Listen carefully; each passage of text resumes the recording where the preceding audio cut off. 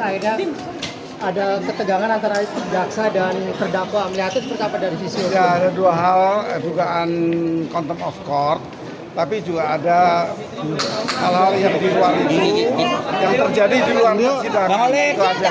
Oke, tapi melihat aksi kemarin jaksa sempat merekam terdakwa itu sebenarnya diperbolehkan nggak dalam Diperbolehkan nggak sih, Bro? Ya, itu rekaman udah bebas sekarang kan, penggunaan elektronik kan secara bebas sekarang ini. Jadi kalau ditujukan untuk hal yang buruk ya harus ada buktinya. Bukti apa yang buruk itu aja. Semua kan pembuktian. Ya itu aja. Oke, tapi kepentingannya apa sih jaksa untuk merekam terdakwa? Ya, Diperbolehkan nggak? mungkin kan jaksa punya kepentingan yang kita tidak tahu. Kepentingan apa yang diperbolehkan dalam persidangan? Terkait dalam perkara. Perkara. Prof, tadi melihat ekspresi dari jaksa yang terlihat menye-menye atau meledek terdakwa gimana, itu ada unsur dendam nggak sih melihatnya? Yang bisa mengukur tuh hakim kalau di ruang sidang. Jadi nggak bisa semua orang mengukur dengan pendapat masing-masing. Saya mengharapkan agar proses ini diproses secara apa yang telah ditentukan secara undang-undang. Ya, kalau contempt of court belum ada undang-undangnya, tapi tetap hakim bisa memutus. Sudah banyak yang diputus oleh hakim atas perbuatan contempt of court. Jaksa bisa melakukan, bahkan hakim juga bisa diduga melakukan kalau itu ditemukan. Oke, Prof. Sebenarnya jaksa JPU itu bekerja untuk siapa sih, Prof? Apakah untuk korban atau Secara kedudukan undang-undang, jaksa membela kepentingan umum. Kemudian hakim memutuskan, advokat memberikan bukan untuk meringankan, advokat juga memutuskan yang baik untuk keadilan bagi kliennya.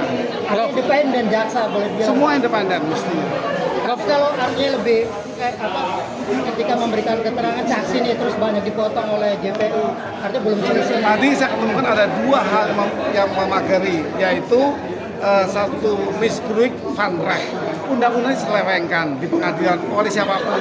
Tapi ada satu lagi keadaan yang disalahgunakan, diciptakan keadaan untuk memojokkan seseorang. Itu disebut misbruik van Heden. Jadi ada dua kelompok mengukur situasi pengadilan ketika bersidang. Yang satu menyalahgunakan kewenangan, satu menyalahgunakan keadaan. Oke, Prof, satu lagi, terdakwa kemarin sempat menolak ketika dipakaikan rompi. Terus jaksa terlihat memaksa terdakwa untuk itu seperti apa? Begini, rompi dan borgol itu tidak diatur di undang-undang. Itu ada di SOP kepolisian kejaksaan untuk pengamanan dan pengawalan. Tetapi itu di luar gedung pengadilan. Wilayah masuk pengadilan itu sepenuhnya oleh pengadilan. Di pengadilan ada pamdal, pengendalian dalam itu bertanggung jawab. Jadi serahkan semuanya ke pengadilan, mestinya begitu.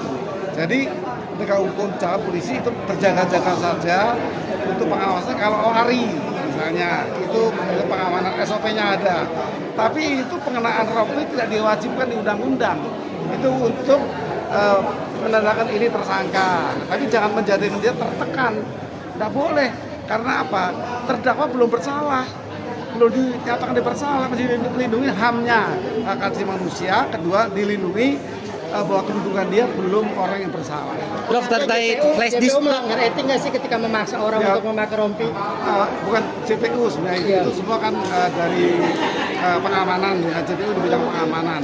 Saya katakan tadi, tidak bisa dibilang salah atau benar, tetapi belum diatur undang-undang, kita belum punya itu.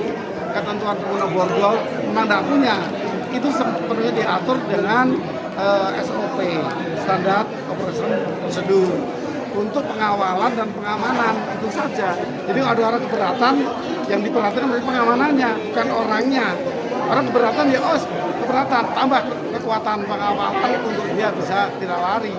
Oke, Prof, ada satu lagi kemarin pada saat saksi memberikan keterangan, JPU terlihat menggunakan handphone ketika saksi memberikan keterangan, itu diperbolehkan nggak? Ya, semua sarana elektronik kan berguna sekarang, nggak boleh disalahkan. Kecuali untuk pencurian data, di luar tugas yang memang sedang diproses. Kalau itu tugasnya kan tidak salah. Oke, ya. Terakhir kesimpulan apa rekaman itu?